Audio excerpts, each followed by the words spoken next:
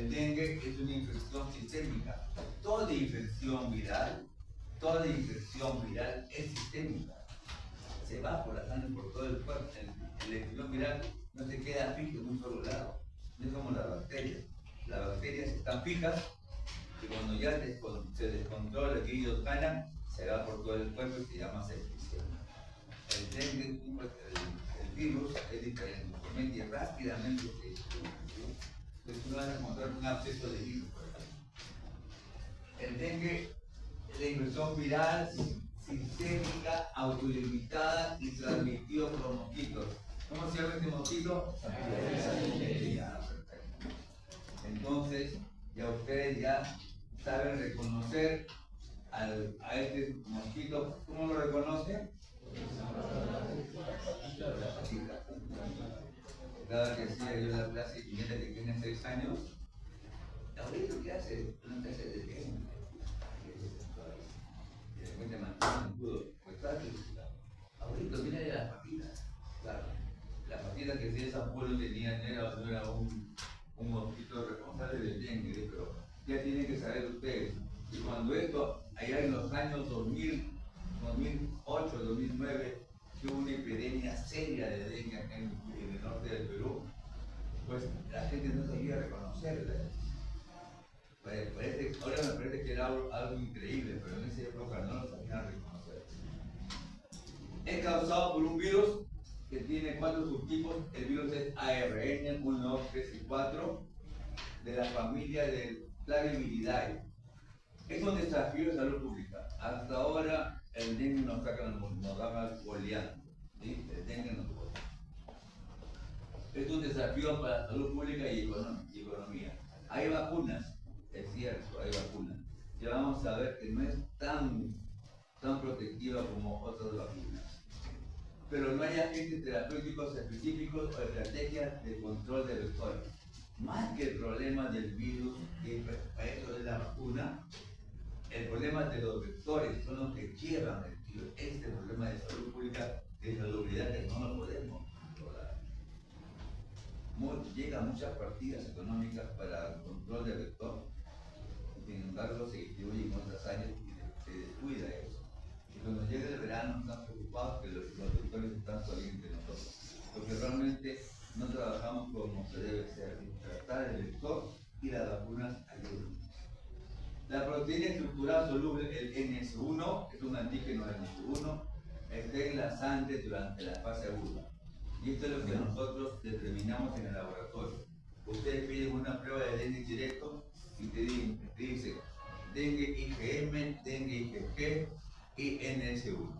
Entonces, según lo que sale del resultado, tú ya sabes en qué momento de la enfermedad está y cómo puede ser la gravedad. La viremia temprana y la antiginemia NS1, cuando tienen NS1 positivo, es muy probable que el cuadro clínico sea un poquito más agresivo. Ahí vemos nosotros la vacuna a la derecha, el Aedes y los sistemas de fumigación que deben de ser adecuados, ¿sí? Pero no lo son, lamentablemente. Siguiente.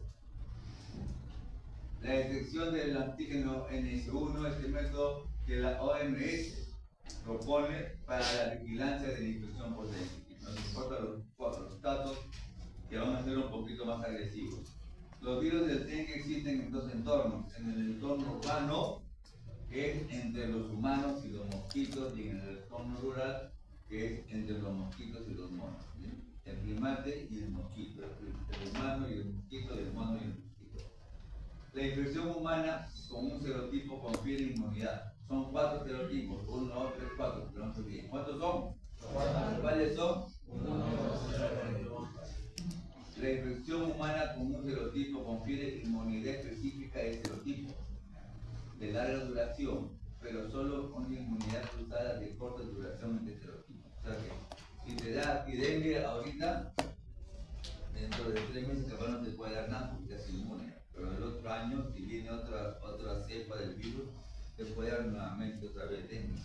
Y si viene la cepa 3, te puede dar otra vez dengue. Y si viene la cepa 4, te puede dar otra vez dengue. ¿Sí? Entonces hay que cuidar. El dengue te maltrata. A veces no te hacen nada, pero la mayoría de las veces te maltratan. A mí me ha dado 2 veces el dengue.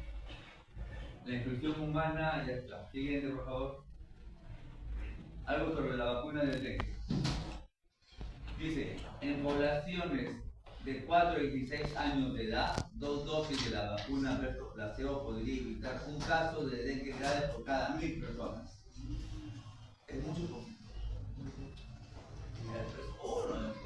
Sí, de 1000 personas normales, si les puede dar a uno menos, es una ventaja.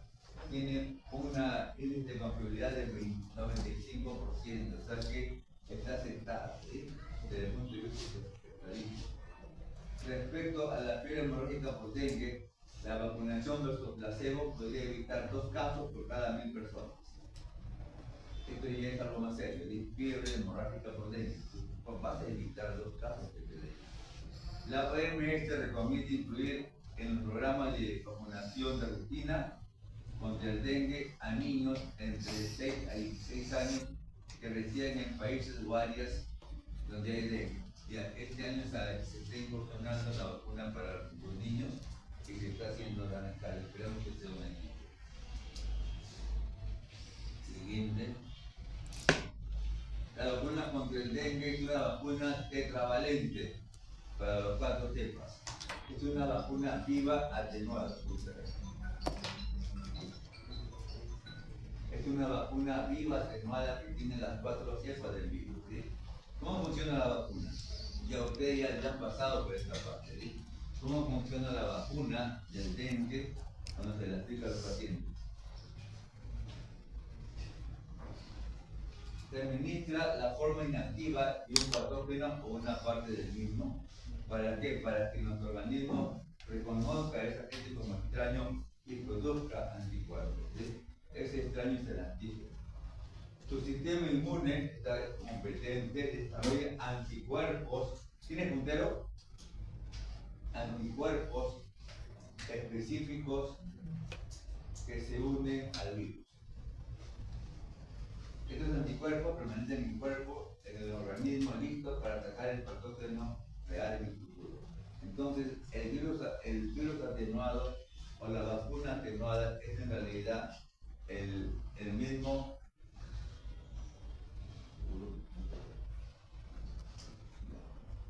Una vacuna atenuada es una vacuna creada a reducir la virulencia. ¿Qué cosa es virulencia? ¿Qué cosa es virulencia? La agresividad. La agresividad, correcto. Es la agresividad.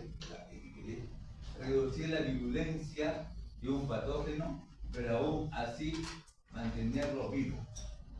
La atenuación toma un agente infeccioso y lo altera para que sea inofensivo o menos virulento, pero mantiene la estructura celular o la estructura molecular de la siguiente, por favor. Entonces, algunas ventajas de las vacunas vivas atenuadas es activa todas las fases del sistema inmunitario. El virus entra, lo que no hay es el daño que produce, la virulencia está disminuida. Proporciona inmunidad más duradera. Los refuerzos se requieren con menos frecuencia, baratos, inmunidad rápida, algunos son fáciles de transportar. Las vacunas tienen fuertes efectos beneficiosos no específicos. Cada vacuna, después de la vacuna. Pero hay desventajas que hay que tenerlos almacenados, hay que mantener la cadena de frío. Generalidad, acá están las notitas bien claritas, ya para que nunca se olviden que no va a vivir. El virus de dengue es un virus ARN, ya saben, uno de los 4 serotipos que tienen relación. La transmisión de la enfermedad. El mosquito sano, ¿a quién le pica? A una persona infectada. ¿Sí? Este es de la culpa del mosquito, no, de la misma tenemos nosotros. El mosquito no infectado pica a una persona enferma. El mosquito, se contamina con el virus y al picar a un humano sano le transmite la enfermedad. Es decir, los mosquitos también pueden derramar, pero el que lo contamina al mosquito es un humano. Sigue, por favor. Doctor, una consulta. Pregunta. Si el mosquito solamente es un vector, ¿no? la primera bestia? No lo sé. No lo sé cómo habrá sido eso. No sé quién fue el primero, el huevo o la gallina, algo así, tu pregunta. ¿No? Pregunta muy capciosa, está bien. Está bien la pregunta. Este de mosquito sano le picó a una persona contaminada enferma. Perfecto. El mosquito, como lo picó, le succionó sangre, ahí estaba el virus, se contagió.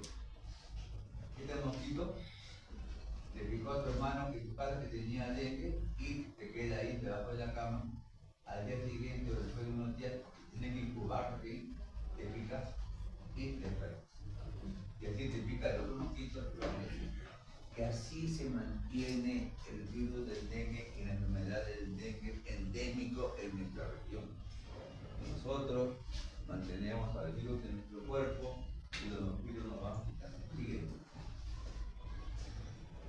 El virus del dengue que circula en la sangre del humano con viremia es ingerido por los mosquitos hembra durante la alimentación. Aquí está que chupa. ¿Ven cómo chupa ahí? De este modo, el virus infecta el intestino medio y se produce una propagación sistémica en el mosquito por un periodo de 8 a 12 días. O sea, en el mosquito está este tiempo. Después de ese tiempo de incubación, el virus se puede transmitir a otros seres humanos. Entonces, no es que te pica y al toque te va a transmitir, no. Tiene que haber una incubación en el mosquito y lo transmite a los seres humanos. Siguiente, por favor. ¿Qué está haciendo ahí? Está aquí con el huevo. Y esta es la patita de los peces, ¿ya? Esos huevos los ponen por eso que dicen no tener charcos de agua, no tener depósitos con agua, no tenemos teteros con agua, no tener cementerios con jardineras con agua. ¿Por qué? Porque ahí dejan los huevos.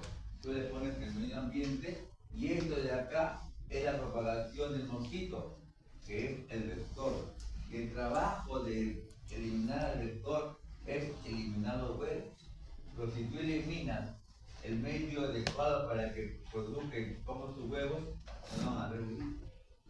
Eso es publicar y una educación a la ciudadanía de no tener recipientes de agua, al menos abiertos, expuestos, para que los zancudos vayan y se metan ahí y comen su pregunta. También puede crecer, digamos, sin agua, digamos, La de desagüe. Agua, sí. De desagüe también. Ellos tienen humedad. Por eso que al costado del río, cuando se veía los dos, no me acuerdo, antes del hospital, tenía un desagüe que iba al río. Sería real. Y encontraron no, el desagüe del hospital, el río no más contaminado. Siguiente. Hay transmisión durante el embarazo y por vía transfusional. Si ustedes tocan el virus en una viremia, pueden transmitir. Por eso que dentro de las pruebas, para ver si estás compatible, te hacen unas pruebas del dengue para determinar que es. Las personas infectadas presentan viremia. Viremia es virus en sangre. Desde un día antes y hasta 5 o 6 días posteriores a la aparición de fiebre. Entonces, si tú estás bien contento hoy día y te pican 10 zancudos y mañana te enfermas, ya esos 10 zancudos tienen la capacidad de transmitir. ¿Y cuántos días? Hasta más o menos 5 a 7 días después que te empezó el malestar, todo tú puedes transmitir. Por eso, cuando llegue el paciente al hospital, ¿cuántos días tiene enfermedad? 2. Lo internas y ¿qué le pones? Un tul. ¿Por qué? Porque tengo 3 a 4 días que le pueden picar los zancudos y me contaminan todo el hospital. Y en el hospital hay bastantes zancudos. ¿Ya? Siguiente. Ahí está el tul. Ahí está el tul, ¿ves? Ahí está el mosquito.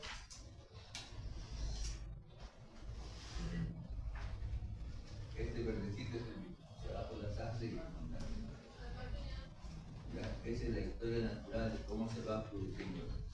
Siguiente. Después de un periodo de incubación en la persona de 4 a 10 días, la infección puede producir una gran variedad de alteraciones, aunque la mayor parte de las infecciones son asintomáticas o subclínicas. Como toda infección viral, en el COVID pasó lo mismo, en la influenza pasó lo mismo, en el dengue también pasa lo mismo. Entonces, tú no puedes comparar el dengue que te va a dar a ti con el dengue que te va a dar a ti, porque los dos van a reaccionar de forma diferente. Así te puede mandar a la UCI y tú ni te enteras que te dio dengue. Y te pareció IgM elevado y o IgG y dices, yo no he tenido dengue, mío por no te dio suave. Su clínico es suave, asintomático, ni te enterantes y te vas a la UCI y estás fregado. Los factores individuales de riesgo que determinan la gravedad de la enfermedad, entonces la vacuna va dirigida para los niños y para las personas que tienen factores de riesgo, porque hay que proteger a estas personas.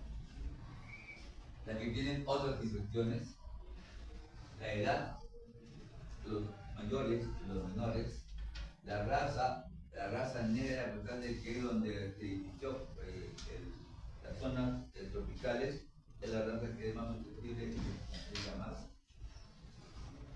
Enfermedades crónicas como asma, anemia de células falciformes, diabetes mellitus, todas las enfermedades crónicas, la artritis reumatoidea, todas las enfermedades que te van a debilitar de una u otra forma va a haber menor respuesta inmunológica al medicamento. Los niños tienen menor capacidad para compensar la extravasación. La extravasación dentro de las alteraciones de las fisiológicas es que los vasos sanguíneos se dilatan, las paredes se tornan más delgadas y las uniones celulares se ponen más laxas. Y a través de esas uniones celulares más laxas escapa agua fuera de los vasos sanguíneos. Esa es la extravasación, ¿sí? Y es algo característico, es lo que marca la etapa más difícil de los pacientes infectados con dengue que tienen un grado severo de enfermedad. Entonces, esta extravasación hace que la sangre, si la sangre pierde agua, el hematocrito sube o baja. Sube. ¿Seguro? Sí. Entonces, un mirando, ¿qué tiene que ver con los mirando? La respuesta ¿dónde se va esa agua?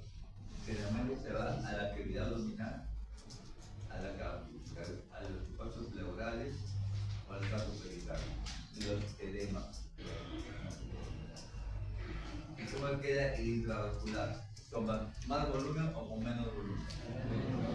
Entonces, si tú pierdes volumen,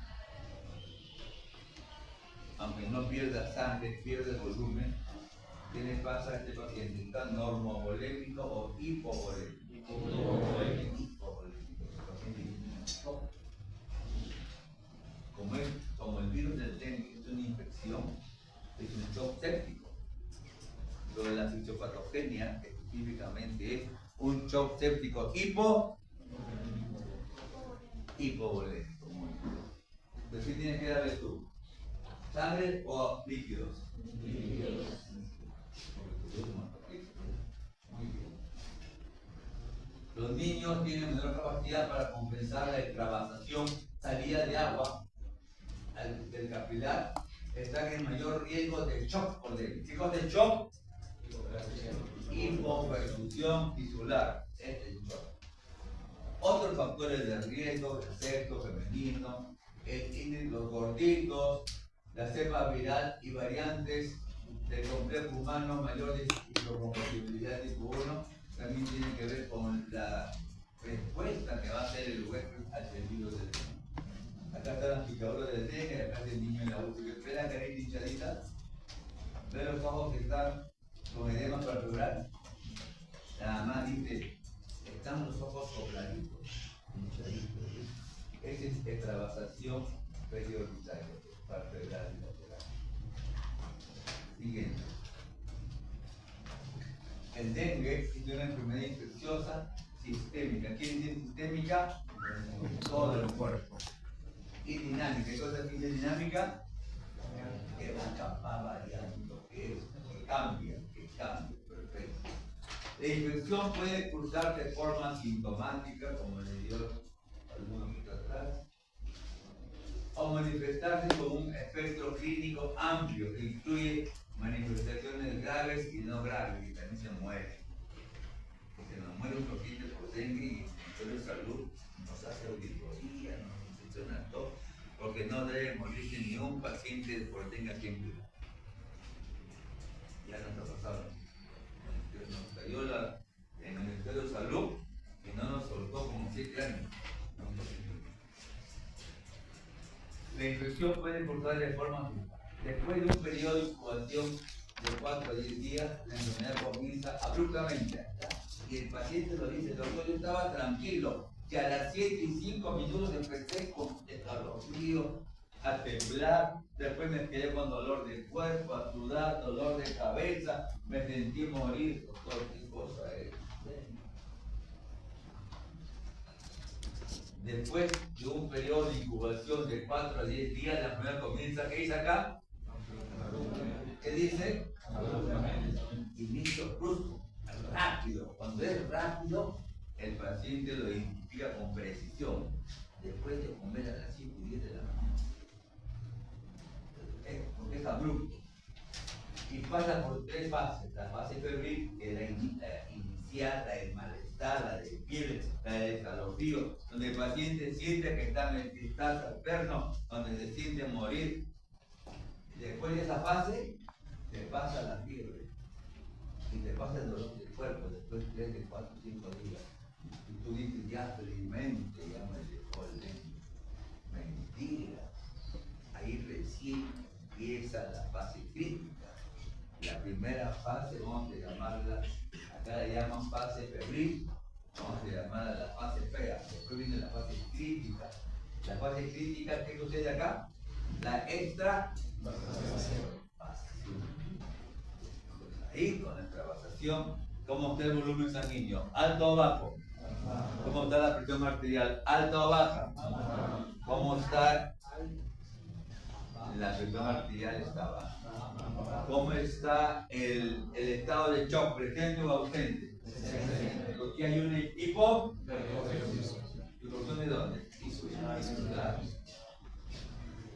Y después de eso,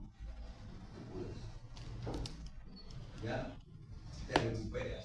Y el dengue siempre se despide con un más cachetador más suave del cuerpo. Todos se ponen rojo. Eso va a ser despertar y ya lo dije. Muy bien. Y después con un rash, ya cuando sale el rash,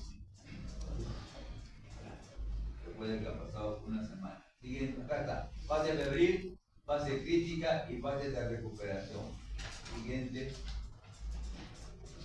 ¿Qué pasa en la fase febril? El paciente tiene fiebre alta, que le puede ocasionar trastornos neurológicos, convulsiones, en niños pueden convulsionar, empieza a deshidratarse, la fiebre es alta y no te dan ganas de comer nada, no te dan ganas de tomar nada. Entonces, el calor, tú puedes perder agua orinando, defecando, pero también por fiebre. Por fiebre, tú pierdes agua. Ya cuando ustedes estudien después, van a ver que por cada centímetro, por cada grado centígrado, ustedes pueden perder hasta 100, 200 o hasta 400 centímetros cúbicos de agua por hora. También si tuviese 40 de temperatura, ya te lo recomiendo. Después de esta fase febril, y acá, aquí viene esta fase que dura 2 a 3 días. Aquí el dolor no está colocado acá, el dolor es tan intenso que duele toda la cabeza, duele la cabeza, duele los ojos, duele la espalda. Y tiene mucho dolor, con fiebre. Los antiguos peruanos, antes los indígenas le llamaban, lo que dice el doctor, la fiebre rompehuesos. ¿Sí? Estás con fiebre y a la fecha que están apallados por todas partes. Fiebre rompehuesos, una neumonía para que no se olvide. de inicio brusco, siguiente.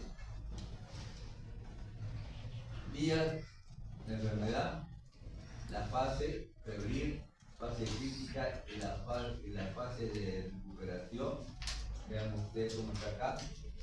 Ya vamos viendo después de la temperatura. Acá la deshidratación y la deshidratación acá se empezó y acá se empeora, entramos en estado de shock. Entonces ya empieza a bajar la temperatura y a sentirse un poquito aliviado. El que no sabe esta evolución se descuida y lo deja paciente un poquito libre y de repente viene al día siguiente chocado. Eventos clínicos ya, cambio de laboratorio, el hematocrito acá, como está, vean ustedes, empieza, cuando se deshidrata más, el hematocrito empieza a elevar. Y las plaquetas están normal y empiezan a bajar después que tú empiezas a recuperarte de la fiebre y dolor. Las plaquetas bajan. En esos 3 días iniciales, nuestro tiempo de incubación, se llevar a cabo muchos fenómenos en el organismo que van a apuntar a trabajar las plaquetas. Y esta es la preocupación inmensa que hay. Y después de la fase crítica empiezan a elevarse los anticuerpos. Entonces, el primero que se eleva, en los casos que llegan al hospital, es el antígeno, el NS1. Después es el antígeno que lo determina. Después se desglosa los anticuerpos que su organismo ha producido, el IgM y el IgG. ¿Cuál se produce primero, el IgM o el IgG? IgM. Muy bien, esa es la diferencia. Entonces ustedes toman el análisis a este día. El día 5, está chocado el de emergencia. Van a encontrar ustedes muy probable el antígeno NS1 presente y posiblemente esté empezando a elevarse la IgM. Después de 10-15 días la IgM se fue y empieza a elevarse la IgG. Pero si el paciente ha tenido un pasado de dengue, ya se eleva. Entonces, para nosotros nos sirve el NS1 y el IgM. Curso de la enfermedad febril, fase crítica, acá los pacientes se mueren, muchachos, aquí los pacientes se mueren. Y la fase de recuperación, se mueren de todo. Siguiente. Generalmente los síntomas incluyen fiebre alta y repentina, que puede ser. Habitualmente la fase febril aguda dura 2 a 7 días y suele acompañarse de edema facial, dolor corporal general, mialgia, artralgia, cefalea y te duele todo el cuerpo. Mafias en cabeza, articulaciones y ojos. También puede presentarse odinofagia. ¿Qué es odinofagia? Odinofagia, ¿qué cosa es fagia? ¿Qué cosa es fagia? ¿Qué cosa es fagia? Comer. Fagia es comer, no tiene dolor. Dolor al comer, ¿verdad? No puede. Y ellos no comen. Entonces, doctor no quiere comer. A mí también, que no coma. Una partida que tomen líquido. Porque lo que más me importa a mí es líquido. En 3-4 días que no coma no se va a morir. Dale líquido que tenga azúcar, líquido que tenga sal, para que por fin tenga calorías. El catabolismo aumenta tremendamente. ¿Sí? El portil tiene odinofagia, hiperemia en faringe y conjuntivitis. Una vez tuve un paciente, hiperemia, ¿qué cosa es hiperemia? Rojo. Faringe rojo. Y yo con una faringitis de la patada.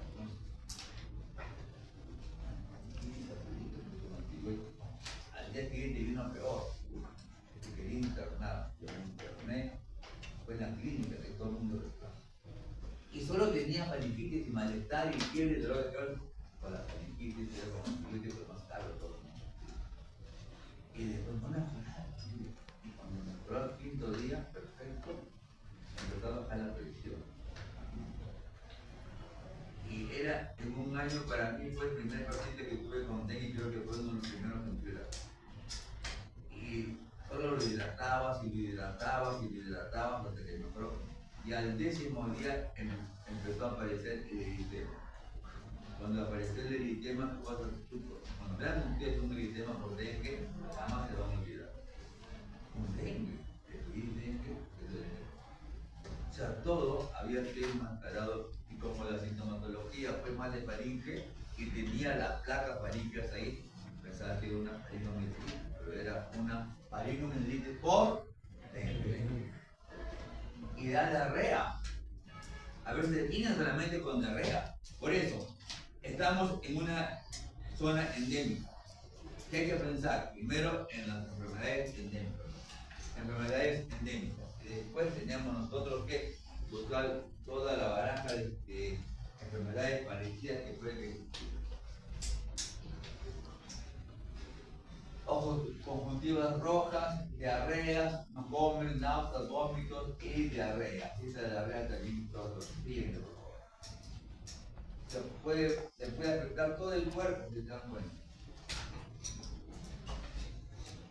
4 criterios para dengue, hemorrágica. Fiebre, manifestaciones hemorrágicas, especial permeabilidad capilar y menor de 100.000 plaquetas. Esa es dengue hemorrágica. No sé por qué ya sangraba, pero ya está como. Después, una vez que saca el paciente, estudiamos el diagnóstico de dengue hemorrágica. Pero ¿qué paciente se te puede complicar? ¿Sí? Todos no son iguales, los dos son diferentes, uno le dio el casi se muere. Entonces, ¿qué paciente se te puede complicar? El que tenga esto, el que haya tenido fiebre, esquimosis o sangrado de las encías, menos de 100.000 plaquetas, pero desaparece la fiebre y empiezan a bajar las plaquetas. Desaparece la fiebre y empiezan a bajar aquí y empieza a aumentar el. Entonces, el hecho de que están bajando la plaqueta por debajo de 100.000, sí no da la. Y si te acompaña el aumento del hematocrito, ¿qué está pasando con el paciente? Extravasación. ¿Qué vas a darle? Así es. El paciente aumentó el hematocrito, bajaron las plaquetas y tiene el signo de hipoperfusión que está extravasando. Pero acá ustedes se van a preocupar si el paciente que estaba mal hace 3 días, 4 días, se mejoró. ¿Qué le quiero? Ya no tiene dolor. Pero tú haces un análisis, ¿qué le encuentras? Plaquetas bajas y hematocrito. ¿Qué le está pasando al paciente? Extra. Cuando hay una extravasación inicial, tu organismo tiene mecanismos de defensa. El mecanismo de defensa para compensar esa pérdida de líquido es aumentar la frecuencia cardíaca. Ya, para bombear más, aumenta la frecuencia cardíaca. Y no tiene de compensar la hipoperfusión. Cuando ya pierde más líquido, las medidas compensatorias del sistema cardiovascular ya no son suficientes y empieza a haber la hipoperfusión. Por eso, al inicio de la extravasación va a aumentar el gasto cardíaco. Cuando ya no se puede compensar, se viene abajo todo, paciente chocado. ¿Y después qué pasa? Los signos de alarma. Después otras señales de alarma. Dolor abdominal. Así como hay extravasación, también hay edema de los órganos. Un órgano que se desmastiza es el hígado. Cuando ustedes lleven la parte de anatomía de hígado, van a ver que está envuelto en una cápsula, en una membrana que protege, como una bolsa. Pero eso está a medida. Pero cuando el hígado empieza a hincharse, a desmastizarse, empieza a crecer la cápsula de gliso no crece a la misma velocidad y se empieza a estirar. Y la cápsula de gliso es la que está inervada, esa es la que duele. Duele por la dilatación, por la expansión, por la hepatomegalia que está creciendo, te va a doler el abdomen. Si yo tengo un signo, una causa de dolor abdominal. Y no solamente eso, también las asas intestinales. Y muchos pacientes se han operado por dengue. Esto de acá no se opera. Dolor abdominal.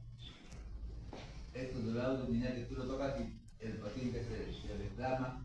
Claro, es facilito, ¿eh? Para el auditor, ve, tú dices, ¿por qué lo operaste? Para el cirujano dice, te lo olvidé el abdomen. ¿Sabías tú que era dengue? Sí, entonces no, yo, pero es más exhaustivo en tu diagnóstico que realmente el paciente debió operar porque era necesario. Pero generalmente los dolores abdominales que se con dengue no se operan, ¿ya? Son abdómenes agudos de causa médica, quiere decir que no se operan, ¿ya? Otro signo de alarma, vómito persistente, quiere decir que el paciente no se va a hidratar, se va a hidratar más rápido todavía. Fiebre a hipotermia, es cuando pasa el estado de shock, un shock se reactiva a un shock ya continuo, persistente o tardío, cambia de temperatura, cambia el nivel de conciencia, el paciente ya que no estaba inquieto, que se movía, que no quería hacer nada, después somnoliento, se te fueron todos los aquí está el paciente. Y cuando el paciente ya está en síndrome de shock por dengue, es más o menos 3 a 6 días después de la aparición de los síntomas. Recuerden ustedes, 3 días de síntomas aparte y después venía la fase crítica. En la fase crítica, por extravasación, el paciente se choca. Si choca quiere decir que el gasto cardíaco no va a ser adecuado para que llegue la saca de todo el organismo. Y ese es el interior del dengue. Esta es la historia del dengue. Sigue. Ahora vamos a ver la fisiopatología del dengue. ¿Se acuerdan de estas células fagocitarias derivadas del monocito que estaban en todo el organismo? Dispersas, hay una célula que se llama células dendríticas, que están acá en la piel, y cuando el zancudo picaba y soltaba el virus en la dermis, ahí están estas células. Captan al virus y se empieza la cascada de electricidad, ¿sí? La unión de antígenos no neutralizantes a los receptores del sistema fagocítico mononuclear con liberación secundaria de mediadores. Acá este es el virus captado por las células del sistema monocítico en el tejido, en la dermis, y aquí se activa todo el sistema. Hay un incremento de la función de IgM, IgG y activación del complemento. Pero el complemento que se va a activar, va a incrementar la permeabilidad capilar en un conversado. ¿Sí? También va a ocasionar alteraciones hemorrágicas y actividad de la respuesta del linfocito T. O sea, la llegada del virus a la dermis activa el sistema inmunológico del cuerpo. Los anticuerpos resultantes de infecciones previas de serotipo dengue diferentes no tienen capacidad de neutralizadora, pero que te puede dar a ti 4 veces dengue grave en una persona. Siguiente. Aquí está el mosquito con el virus del dengue, pica a una persona. Aquí suelta el virus, introduce el proboscis, la trompa y escupe saliva, hace encontrar un vaso sanguíneo, el virus va en la saliva del mosquito 4 del 4. El virus es depositado en la dermis y la epidermis del paciente. Es en las capas de la piel que se encuentran las células dendríticas que van a ser, son las primeras células del sistema inmunológico que van a detectar lo extraño. Y ahí se va a activar todas las carencias. Acá el virus, nuevamente la célula del sistema inmunológico siguiente.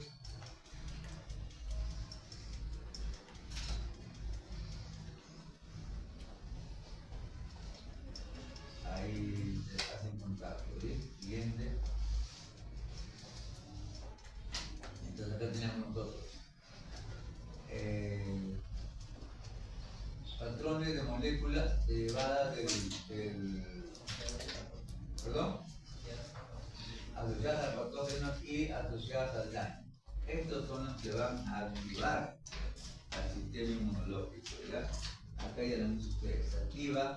Acá en las células presentadoras de antígenos van a estimular la producción. Estas son las derivadas del monocito.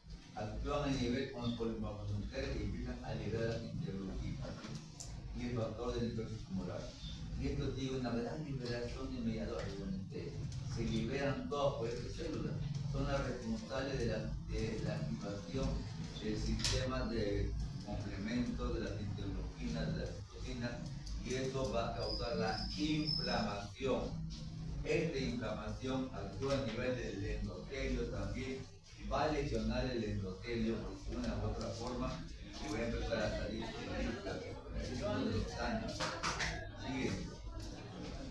Algo no se paralelamente acá tenemos alteraciones del factor tisular, hay agregación plaquetaria, activación de la coagulación, un bloqueo de la fibrinolisis, y eso ya ustedes han hablado de la coagulación intravascular.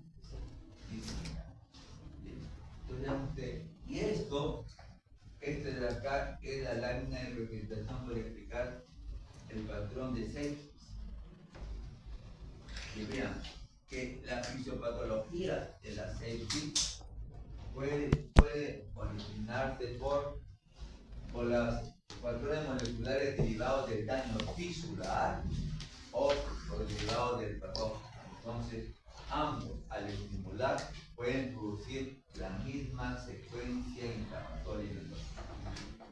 Por eso antes se llamaba esto síndrome de respuesta inflamatoria sistémica, que cuando es originada por un virus o bacteria o hongo, se llama sepsis. Siguiente. Acá están las citoquinas involucradas en la fiebre del dengue, todas las que ustedes pueden ver ahí. Acá tenemos las células dendríticas, las responsables de captar el antígeno y presentarlo y llevarlo, y también en ayuda con los diferentes tipos de linfocitos. Siguiente, por favor.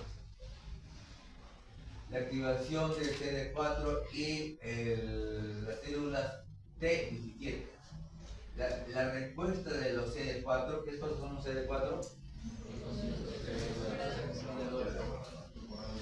La estimulación de la producción de anticuerpos de los linfocitos B mediada por las interleuquinas 4, 5, 6, 10, 13, etcétera, etcétera, factores de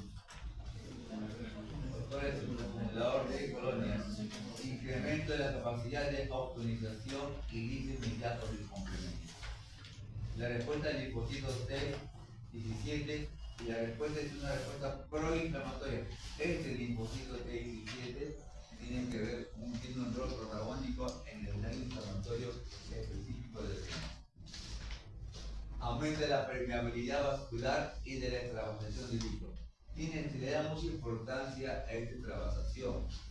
Hemos tenido oportunidades que le hemos sacado a un paciente de un emisora 3 litros y de otro emisora 2 litros de líquido.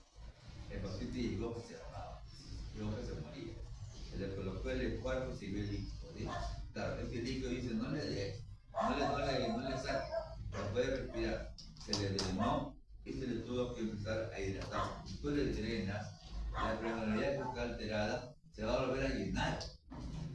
Pero el paciente ya no tenía capacidad para ventilar. Y las secreciones de las diferentes interleuquinas también tienen que ver en el aumento de la permeabilidad capilar. Este de acá tiene un rol fundamental en degradación.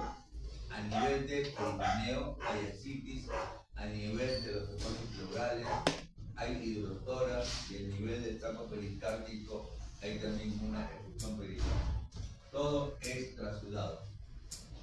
Siguiente. Papel de la respuesta humoral, acá más que todo tiene que ver con la activación del sistema de complemento por la vía clásica, y esta activación de la vía clásica va pues a activar el complemento 3, lo activa el complemento 5, y los dos activados van a causar inflamación.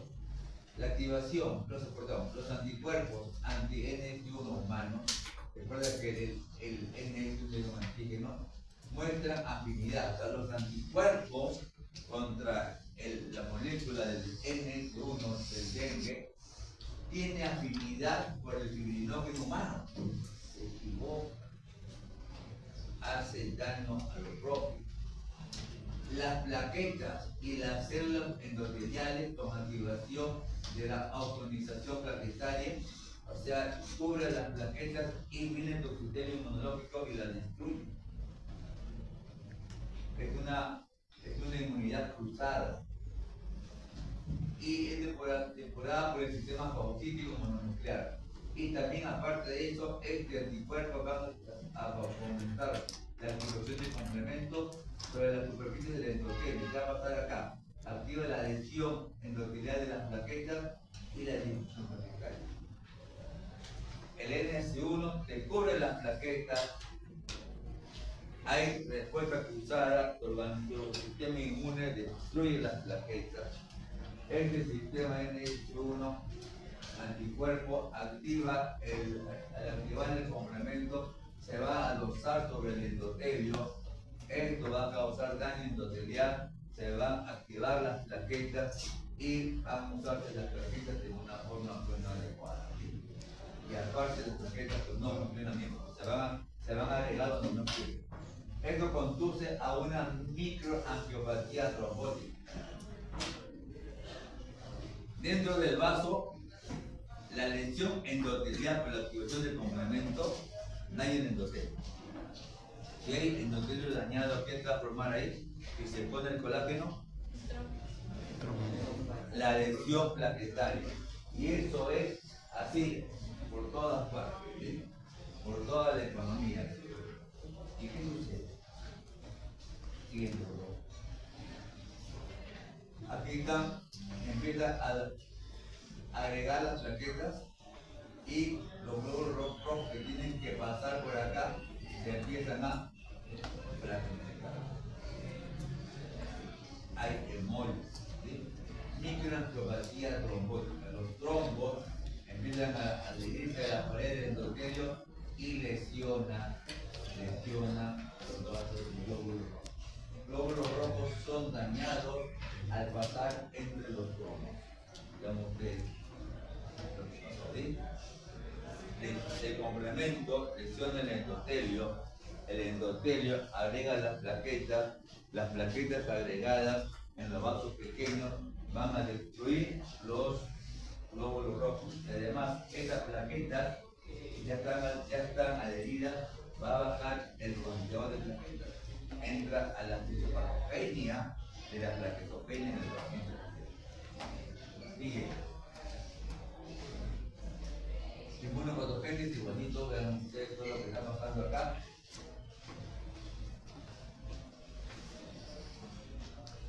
Daño endotelial, la activación de las plaquetas, el NS1, cómo va, la activación del complemento, todo lo que estamos conversando pues, va dirigido hacia la lesión de las plaquetas, hacia el daño endotelial, hacia la extravasación del líquido, que es lo que va a formar la fisiopatología del dengue. Por favor. El incremento de la permeabilidad capilar. Una de las características clínicas del dengue grave es el aumento de la permeabilidad capilar que conduce al escape del plasma. Y es serio. La gente se llena de líquido, no puede respirar, se baja la presión, tiene que ponerle agentes vasopresores para que suba la presión arterial. Y eso no solamente queda ahí, sino que todo el dengue era una enfermedad sistémica, dice que significa todo el cuerpo. También hemos encontrado nosotros lesiones en la fibra miocárdica. Entonces, en vez de contraerse hacia el corazón, lo debilita por dentro. Una miocarditis por dentro. Y aparte de que bombea lento, es tipo bonito. Por todas partes.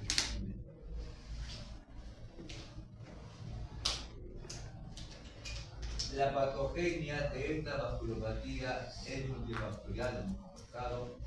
Si no se controla, se produce una pérdida del volumen intravascular y choque hipovolémico. Realmente lo que se tiene que hacer es reponer el intravascular, dar mayor fuerza al corazón para que el paciente pueda tener una buena perfusión tisular.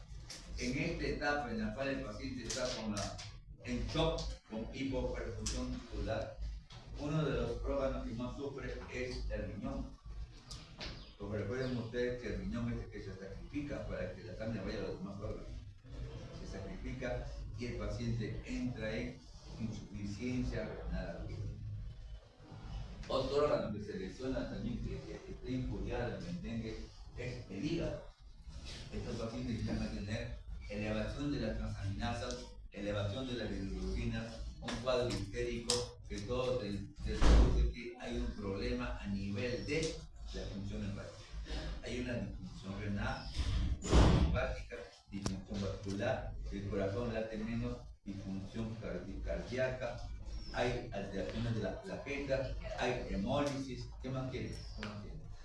Trastornos en el cerebro. Hemos visto pacientes que han convulsionado por dengue, que entran en estado de coma. ¿Por qué? Porque así como hay extravasación en el peritoneo, en el espacio pleural, en el espacio pericárdico, también hay edema cerebral. Sale de los capilares cerebrales el líquido y hay edema cerebral. Si hay edema cerebral, si yo te golpeo tu brazo, con tu brazo, si te golpeo, mañana está el brazo hinchado, ¿sí? ¿Qué pasaría si yo te golpeo y te pongo al toque una brazalete rígido para que no se dolor? ¿Por qué duele?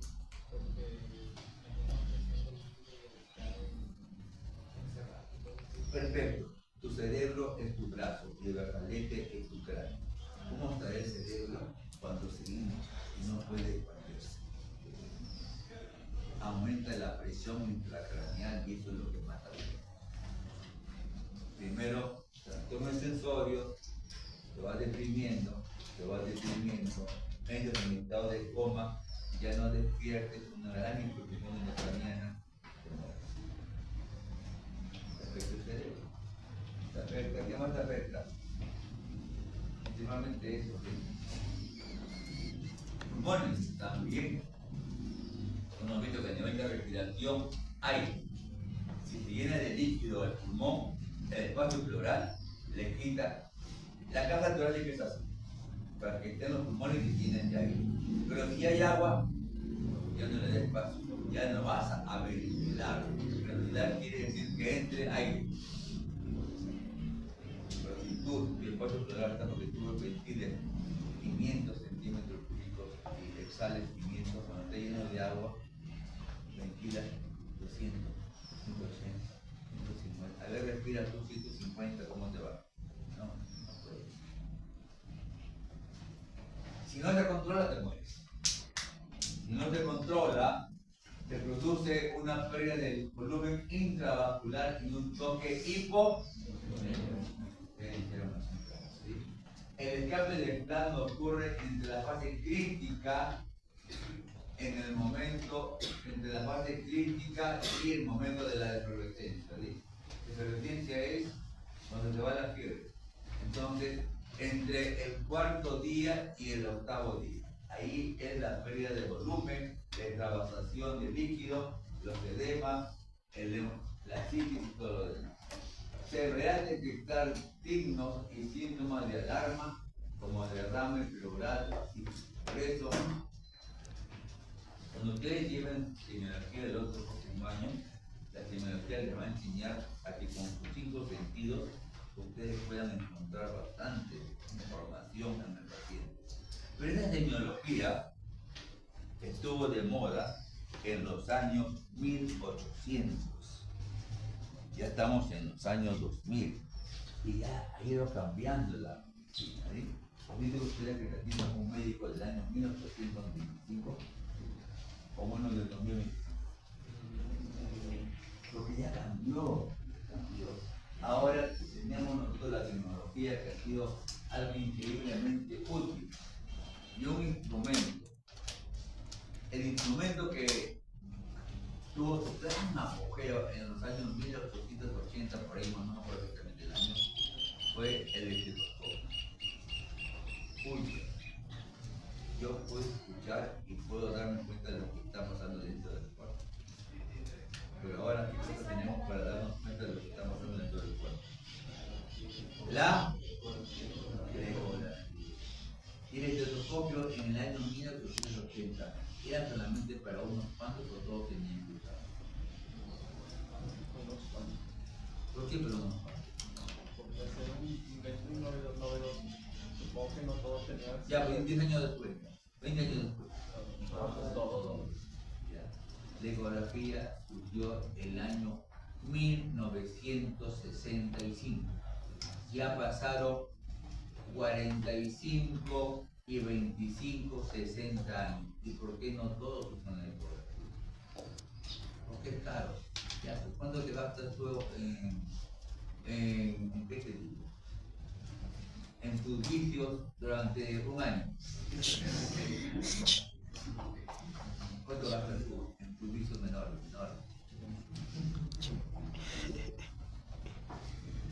Bueno, yo no soy vicioso.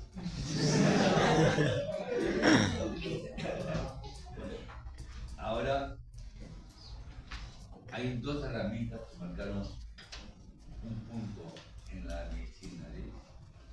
La ecografía y el oxímetro de pulso.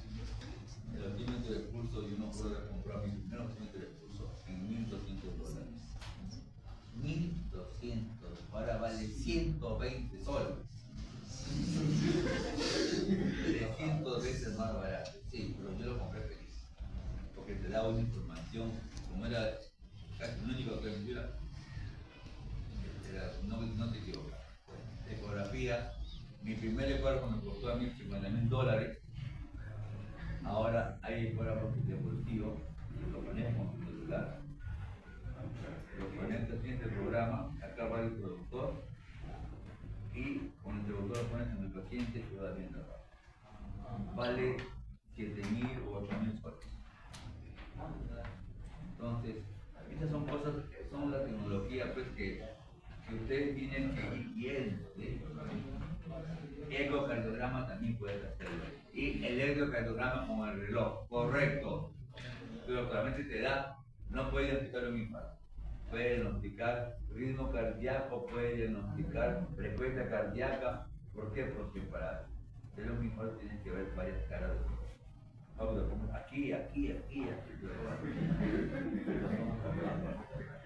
Ya, entonces, esas son las dos herramientas. Ustedes tienen que empezar a pedir, reclamen que le den clases de ecografía.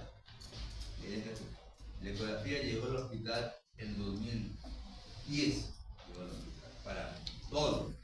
O sea, antes los radiólogos no querían que los médicos hagan ecografía, porque les quitaban la chamba. Mentira, creo que todo es comercial, ¿sí? Lo que más importa es que los pacientes tengan un diagnóstico correcto para que no se equivoquen. Nosotros nos debemos a los pacientes, no aprovecharnos de los pacientes. Se debería detectar si avanza, por favor, y está arriba. Ya está, los complejos de la relación entre antígeno, anticuerpos del NS1, recibe complemento, hay liberación de interleuquina, apoptosis del endotelio, se mueve el endotelio, se activan las tarjetas y sale líquido. Todo es trabajación. Siguiente. El resumen nuevamente daño endotelial por el complejo antígeno-anticuerpo NS1, requiere complemento y viene la vasodilatación capilar y la pérdida de líquido. Siguiente, por favor. Mecanismos para la trombocitopenia en negro. Ya hemos conversado prácticamente todo de una u otra forma. ¿Sí? Las plaquetas empiezan a bajar en el dengue a todo nivel. La inversión en las células hematopoyéticas progenitores se van a alterar la proliferación y la capacidad de dividirse. Acá están, este es el antígeno de superficie que tiene las células y la natural killer, y van a intervenir para que la diferenciación no se pueda realizar. La infección de las células estromales en la médula ósea por el dengue también van a disminuir la capacidad de proliferación de megacariotitos. Anticuerpos, autoanticuerpos, como lo que les decía, ¿sí? El NS1, que es un antígeno, va a aumentar la producción de anticuerpos contra el NS1. Pero los anticuerpos confunden a las plaquetas y también se las tiran abajo. una reversión, un desconocimiento de lo propio. ¿Sí? Acá, en las células endoteliales vamos a llevar las plaquetas y todo lo demás lo que hemos conversado. Cuando la lesión endotelial por el complemento, ¿qué va a causar? La exposición del endotelio, del colágeno, y se activan las plaquetas y también va a fomentar trombocitopenia. Recordar que esto sucede en toda la economía, no es en una sola parte. ¿Sí? En todas partes hay esto, y hemos visto, ya han visto ustedes lo que pasa en la microvasculatura, se forman trombos donde van a destruir inclusive a los glóbulos rojos. Siguiente. La interacción entre el virus del dengue y la plaqueta también para que actúe de forma adecuada, y aparte de eso, las liberaciones de citocinas que van a actuar directamente sobre las plaquetas son los diferentes mecanismos a todo nivel para que las plaquetas se vengan abajo. Pero esto de acá dura un tiempo, esto de acá dura un tiempo, y ahí está la parte de hasta dónde tú tienes que evaluar a tu paciente. Cuando uno tiene un paciente de dengue complicado, es un paciente crítico. Tú no puedes ver al paciente a las 8 de la mañana, darle la indicación y volver a verlo mañana a las 8 de la mañana. Así no es. Así no es. Si ustedes quieren trabajar así, vayan, sean patólogos. Ustedes tienen que hablar con su paciente, cada momento a momento, uno está la parte clínica. No depende de los monitores. Si no tienen monitor, lo toca, pero toma la presión, toma la frecuencia respiratoria, el estado de conciencia, el volumen urinario. Tienes un montón de evaluación clínica que te puede ayudar a ti, pero tienes que hacerlo. ¿Ya? Entonces, por eso es que hay que estar atento y evaluar. Ya saben ustedes cómo se forma la trombocitopenia o plaquetopenia en el dengue. Siguiente, por favor. Las hemorragias es lo que viene, porque se altera todo eso por un conjunto de eventos fisiopatológicos, lesión endotelial, listo, disfunción de la plaqueta, trombocitopenia secundaria a destrucción por oxonización y en forma grave por la baja distribución de factores de coagulación debido a la disfunción hepática que hemos conversado, el lío de afecta ocurrir en el dengue. Estas son las equimosis, que son realmente hemorragias sostenidas por epidermis, puede ser nasal. Siguiente. En los pies, en todas partes. Alcanza una gran variedad de entidades clínicas con fenómenos hemorrágicos en etapas iniciales, alteraciones en las pruebas de coagulación o isquemia distal de las extremidades por fenómenos trombóticos. ¿Vieron ustedes en los vasos sanguíneos cómo se agregaban las plaquetas? Estos se agregan aquí en las arterias capilares distales y se necrosan todas las puntas de los dedos. Si lo amputas se queda así. Pero tienes que amputarlo, porque ya se necrosó la parte de ya, ahí lo se refiere. Y tengo fotos. Siguiente, por favor. Recomendaciones. Bueno, ya tienes a tu paciente con dengue, ahora entremos a la clase. La clase es cómo se hacen las transfusiones en el paciente con dengue. En la transfusión sanguínea siempre hay que pensar en tres cosas. Hay necesidad de preservar la función del paciente más que todo, si no es que no vaya a morir. Toda transfusión tiene su riesgo. Está poniéndole sangre ajena. Por más que el PRONAEVA, el Sistema Nacional, el Programa Nacional de Transfusiones, está haciendo todo lo posible para minimizar que estos efectos secundarios se pasan enfermedades que pueden tratar. Los riesgos asociados a las transfusiones sanguíneas están presentes y no todos los centros asistenciales tienen la misma capacidad de disponer de productos derivados de la sangre para ser transfusibles. Eso hay que pensar siempre. El siguiente. Entonces vean ustedes para que se acuerden. La sangre recién sacadita la ponen en la centrífuga 10 minutos. 3 niveles. Eritrocito en el centro, leucocitos y plaquetas y arriba el plasma. ¿De acuerdo? Así es. Ahora, a fuerza técnica pueden descansar. sacando el plasma, ir sacando las plaquetas o te quedas con los glóbulos. Así que, acá tenemos todo lo que puede sacar muy bien unidad de sangre. Eso es lo que sacan aquí. ¿Ustedes han donado sangre? ¿Sí? Muy bien. El que está jalado, el que va a estar jalado en este capítulo de linfo, si quiere que lo pasen, tienen que tener una constante de cada uno. ¿Oh? Piña, así no se tiraron los todos. Nos llevaron, no le dijeron así como yo les digo. Nos llevaron todos, eran grupos pequeños, un grupo de 10. Llevaron a los 10. Muchachos, pónganse cómodos.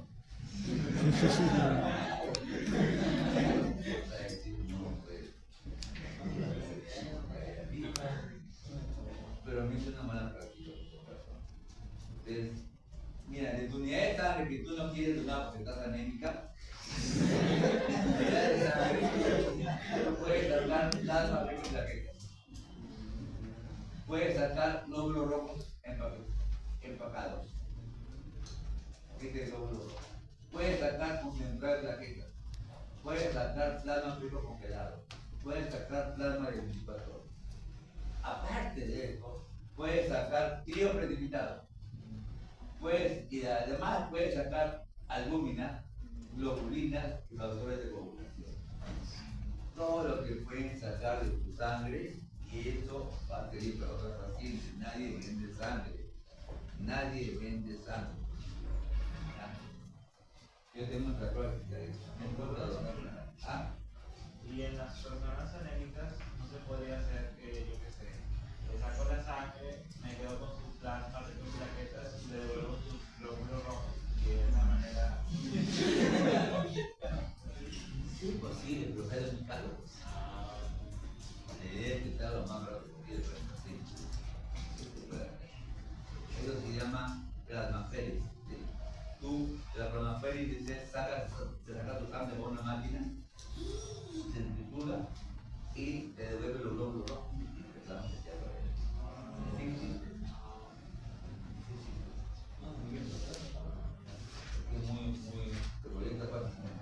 Entonces, esto es todo lo que se puede sacar. Hemocomponentes, los que están con rayita roja, y hemoderivados, la albúmina, globulina y factores de coagulación. Siguiente. Ahí está. Glóbulos rojos, plasma fresco, después de estos kilos precipitados. Y diferentes bolsas que ustedes pueden tomar.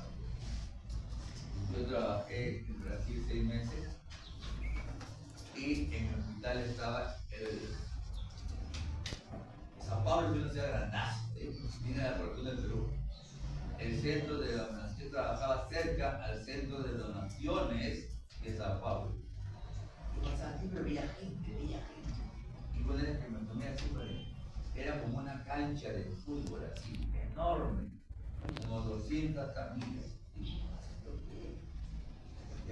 Yo pensaba que era para atención de accidentes masivos, esas cosas que hay en algunos lugares. Eran para los donantes de sangre. Sacaban de 7 de la mañana a 11 de la noche, todos sacaban sangre y preparaban los hemoderivados para toda la ciudad de Sao Paulo. A ver, siguiente, por favor. Recomendaciones transfusionales. Al transfundir hemocomponentes, recordar, establecer la terapia transfusional por metas. ¿Qué cosas quiere? La situación clínica del paciente es elemento irreemplazable en la decisión de la terapéutica transfusional. Los criterios deben ser adaptados a las necesidades transfusionales basados en el análisis estadístico en cada servicio. ¿Cuál es la mejor transfusión? ¿Cuál es la mejor transfusión que existe? ¿Cuál es la mejor transfusión que existe? Depende de la necesidad del paciente. ¿Cuál es la mejor transfusión que existe? La mejor transfusión que existe es la que no se realiza. ¿Entendieron el mensaje, verdad? El mensaje oculto. Las transfusiones son peligrosas.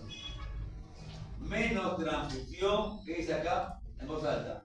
Más beneficio para todos. Menos transfusión, más beneficio. ¿Ustedes han escuchado hablar de los testigos de Jehová?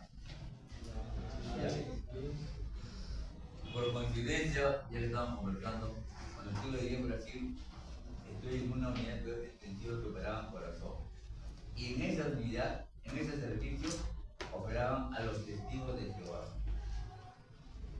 Y los testigos de Jehová no se aceptan transfusiones. Y buscaban a ese centro porque ahí respetaban la voluntad y no te ponían transfusión. Entonces, había un sistema de preparación al paciente del preoperatorio, te elevaban la hemoglobina 17, había un sistema de ahorro máximo de sangre en el centro operatorio, nada de tomar muestras a cada rato innecesariamente después de la operación, que los pacientes se operaban y no les colocaban sangre. Y la contraparte, en otros lugares, las cirugías normales de corazón te pedían a ti como mínimo que dejes una donación previa de 5 unidades de sangre, que era la que te transfundían en un alto operatorio. Entonces se dan cuenta que sin transfundir tenían igual resultados que transfundiendo 5 unidades de sangre. Doctor, ¿No? Dime. y si, digamos, durante la cirugía surge alguna complicación que el paciente está Sí. Antes de operar este sentido de Jehová, el paciente te firma, su hermana te firma, su hermano te firma, la esposa te firma y los hijos te firman. Y siempre ellos tienen un médico guía, un médico orientador que está presente en todos estos casos médicos. ¿Sí? Y está, para ellos, morirse puros es irse al cielo. Y no transfundirse es morir puro. Eso creencia, tú tienes, el médico, tú no puedes obligar, ustedes no pueden obligar a nadie. ¿Cuáles son las 4 normas de ética del colegio médico? ¿De acuerdo? No tiene por qué saberlo, ¿no? En este momento. Es justicia.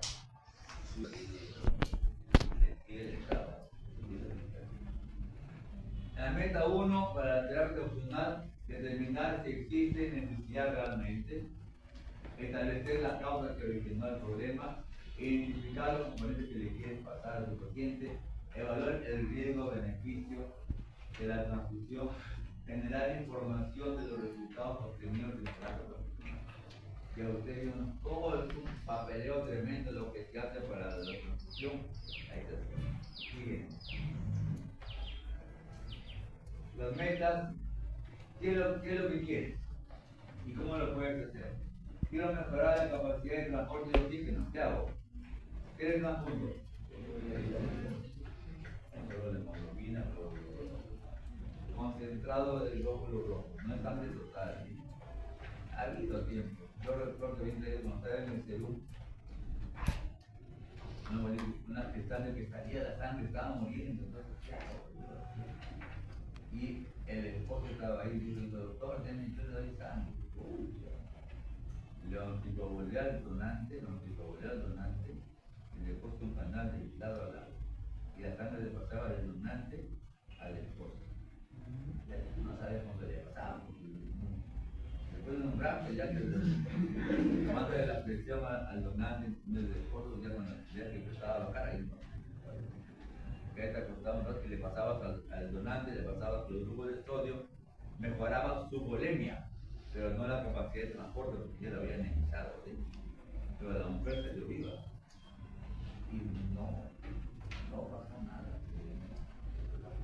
¿Ah?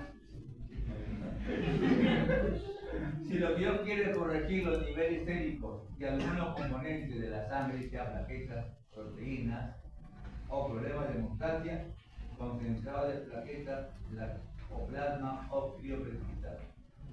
¿Qué cosa contiene el plasma?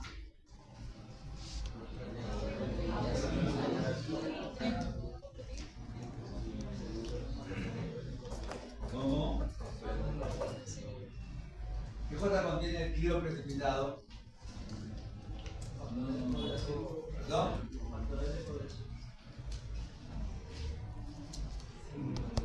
Justamente en la parte de abajo. ¿Qué cosa contiene tiro precipitado? ¿Qué factores de población? La pregunta es. Claro, estamos hablando de ese tema. También tiene el factor de Omi, ¿verdad? ¿Qué más? ¿Qué más? ¿Qué más? ¿Qué hará?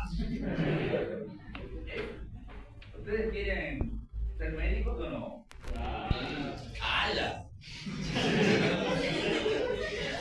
Ya. El grupo precipitado contiene el factor de Omi, más que todo fibrinógeno, que no es el factor 8. ¿Sí? Siguiente. Ya, pregunta de examen de todas maneras, ya, para no le llevan al fenómeno que no. Ya. Siguiente. La función de plaquetas. Ya por favor la de acá viene. La trombocitopenia es menor de 150.000. No es el único predictor de hemorragia grave en la transfusión poliléctrica. No es necesaria la transfusión de plaquetas profilácticamente. O sea, quiere decir, y si bajó de 100.000, no hay que ponerle. Si bajó de 90.000, no hay que ponerle. Si bajó de 80.000, no hay que ponerle. Si bajó de 70.000, no hay que ponerle. Si bajó de 60.000, no hay que ponerle. Si bajó de 50, tampoco. De 40, tampoco. De 30, tampoco. De 20, tampoco. ¿Ya? Así es algo. Se tiene que confundir cuando la clínica es cuando hayan signos de que el paciente tiene una hemorragia, de que está sangrando. Porque esto de acá va a ser reversible. Las transfusiones profilácticas de plaquetas no producen mejoras relevantes en hemorragia clínica, incremento de las plaquetas. No se recomienda transfusiones de plaquetas. Siguiente. Respetar la trombocitopenia menor de 20.000 plaquetas por mililitro con evidencia de sangrado grave es criterio de transfusión. ¿Qué dice acá? Con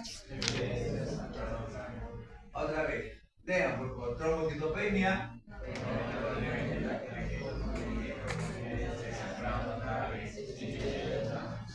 Entonces, en una epidemia de dengue que estoy bien, por el año 1998, y nos enviaron a los expertos de Lima a manejar dengue a Piura. En Lima que nunca habían visto dengue. Y no vienen pues los viejos, y vienen los mocositos recién que están saliendo, que están todos como su normal, ¿sí? Menor de 20.000 por la plaqueta. Todos los que se internaban eran por plaquetas bajas, ¿sí? Y se acababan las plaquetas del hospital. ¿Qué pasa? ¿Por qué tantas transfusiones? Están las órdenes. Vamos a evaluar. No, tienen que ser completos, ¿sí? Con signos de sangrado. Grave todavía. Una hemorragia cerebral, una parte digestiva, una hemorragia. Ese tipo de hemorragia. Les cuento una anécdota. Yo tenía hospitalizado al más del Ministerio de Educación acá en la clínica. Y el gobernador, doctor, yo te lo recomiendo, de repente, Arnau, él estaba bien, tranquilo, una vez. Tenía 25.000 plaquetas.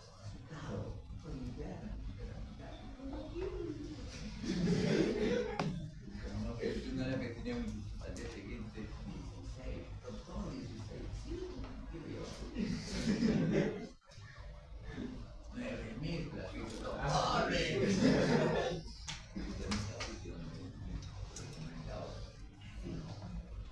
Ya, voy a pedirla. Un donante, que le saquen 10 unidades de plaquetas. Y el hermano hermano de este señor Arnau era alumno, había sido alumno con ustedes y era infectólogo. Se llama doctor Gallo. Hola Arnau, ¿qué tal? Doctor Gallo, sí. ¿Sabes? ¿Se acuerda de mí? Claro que me acuerdo de mi nombre. Doctor Gallo, sí, infectólogo. Sí, ese que es infectólogo, ¿no? Con evidencia de hemorragia activa, nuevamente hemorragia activa o alteración hemodinámica. Recuerden ustedes, pregunta de mañana, el miércoles, contenido arterial de oxígeno, transporte de oxígeno, extracción tisular de oxígeno. Ahí te responde a tu pregunta, ¿cuándo transfundir glóbulos rojos? Siguiente. Transfusión de kilo precipitado. Coagulopatía con bajo contenido de fibrinógeno menor de 100. Más que todo, esta es la indicación del kilo precipitado, ¿verdad? Claro, también tienen los factores, pero el dengue es por la necesidad de porque recuerden que el complemento, el NS1 con el anticuerpo tiene el complemento que también se le adhiere al fibrinógeno y lo bloquea. Lo inactiva. Siguiente. Transfusión de plasma fresco. Ante el plasma fresco es cuando tienen su problema de coagulación por alteración del tipo presente como proteína o el tipo de proteína, ¿sí? A 1.5 veces. Recordar que en el dengue también está inflamado el hígado. También hay una merma de la producción de factores de coagulación. Entonces, ustedes tienen que dosar a su paciente tiempo de protombina y patente de coagulatina. Y si está elevado, la indicación es plasma fresco congelado. Nunca el plasma congelado tiene plaquetas, porque el frío las activa y se agrega. Cuando ustedes escuchan la palabra congelado, lo que queremos es pasarle factores de siguiente.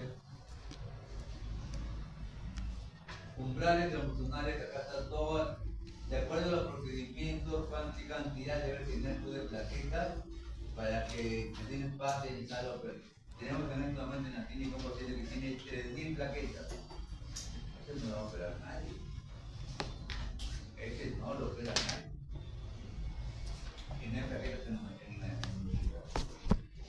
Entonces, en la falla medular, umbral plaquetario para transfundir en la placa medular, en el trasplante, en los tumores, en la anestesia epidural, bypass cardio, 50.000 para hacer un bypass cardiopulmonar, cirugía que involucre el cerebro, tienen que tener más de 100.000. Realmente, como norma, los anestesiólogos operan cuando el paciente tiene más de 100.000 acá en nuestro medio. Pero esas son las normas internacionales.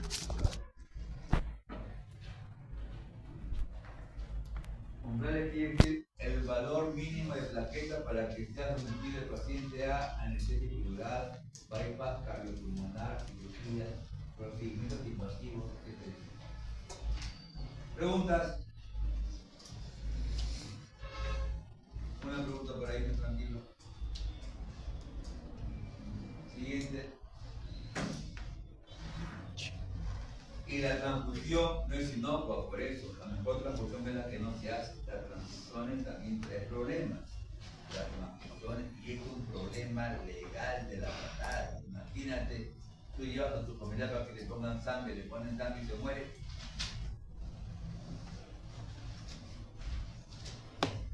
Reacciones leves como fiebre o escalofríos que son fácilmente tratables. Esto es lo más fácil.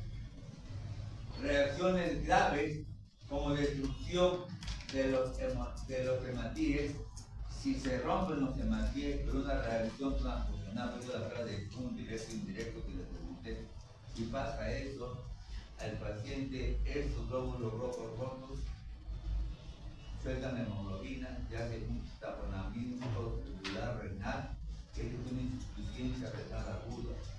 Otro paciente para que le ponga sangre y sale con falla renal.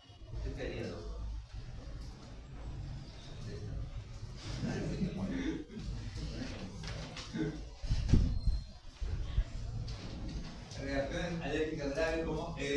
pulmonar, que se muera de paro cardíaco, no puede respirar. Con riesgos importantes para los pacientes. Reacción hemolítica inmune aguda, donde el sistema inmunitario ataca los glóbulos rojos transfundidos debido a incompatibilidad del grupo sanguíneo. Reacción hemolítica retardada, similar a la reacción hemolítica inmune aguda, pero más lenta, o sea, la valentía. Enfermedad de invierno contravértica, un rechazo de la transfusión de los transplantes. Siguiente. Se acabó. Pregunta.